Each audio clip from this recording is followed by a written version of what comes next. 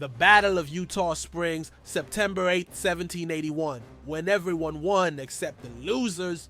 Picture this. It's September 8, 1781 in the blistering South Carolina heat. The Americans are giving their best final boss energy, and the British are like, we can still win, right? Both sides are about to engage in one of the weirdest battles of the Revolution. A fight so chaotic, even the forest was like, guys, can we not? Welcome to the Battle of Eutaw Springs, where the South Carolina swamps became the hottest ticket for mayhem. Okay, rewind to a few weeks before this epic mess. The British under Colonel Alexander Stewart had dug their heels in at Eutaw Springs, chilling in some shade, munching on provisions, and probably trying to figure out why South Carolina summers felt like lava. Meanwhile, General Nathanael Greene, yes, the guy whose name sounds like he should run a cozy Vermont inn, was leading the American forces with a mix of desperation and sheer pettiness. Greene wasn't about to let the British just squat there. He was all, "You're in my swamp now?"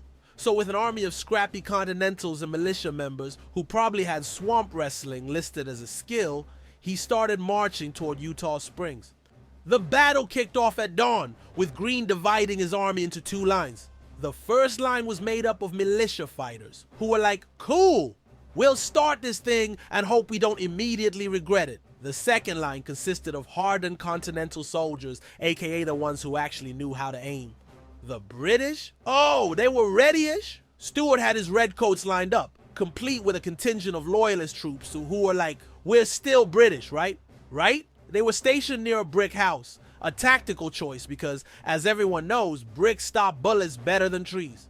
Now, here's where things get spicy. The American militia charged in like, Leroy Jenkins. They fired their muskets, did some decent damage, and then realized that standing still in a firefight was overrated. So they fell back to regroup with the Continental line, which had been waiting like a more responsible older sibling. Then came the big clash. Both sides went full send, with musket balls zipping through the swampy air like aggressive mosquitoes. Bayonets came out, turning the battlefield into what can only be described as an 18th century knife fight in a jungle. But wait, here's the twist. The Americans started winning. Greene's troops pushed the British back toward their camp, capturing supplies, wagons, and this is real, a bunch of fresh-baked bread. Yep, some British soldiers were mid-snack when the Americans stormed in. Imagine fighting a war and losing your sandwich. So it looked like Greene was about to secure a major win. But then, his troops made a rookie mistake. They got too excited. Some of the Americans started looting the British camp, probably thinking, free bread, free tents, score. Meanwhile, the British regrouped inside that brick house we mentioned earlier. And oh boy, did they come out swinging. Stewart's troops launched a counterattack, forcing the Americans to retreat. The battlefield turned into a chaotic tug-of-war, with both sides yelling, shooting, and sweating profusely.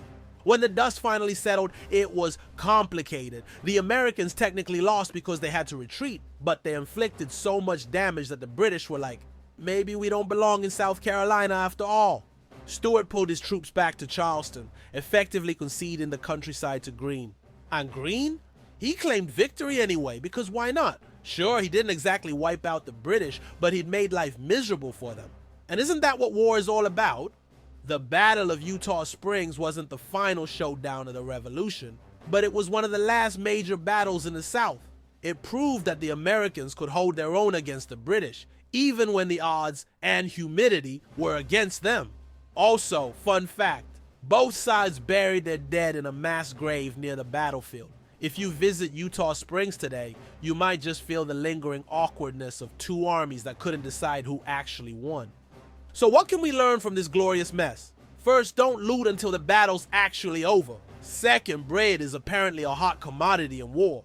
And third, Nathanael Greene might not have been a flashy general, but he knew how to grind the British down, one swampy battle at a time. In the end, Eutaw Springs was less about who won and more about proving that the revolution was far from over. And hey, if nothing else, it's proof that even in war, sometimes you just want your bread back. Cue outro music. Don't forget to like, comment, and subscribe for more chaotic tales from history.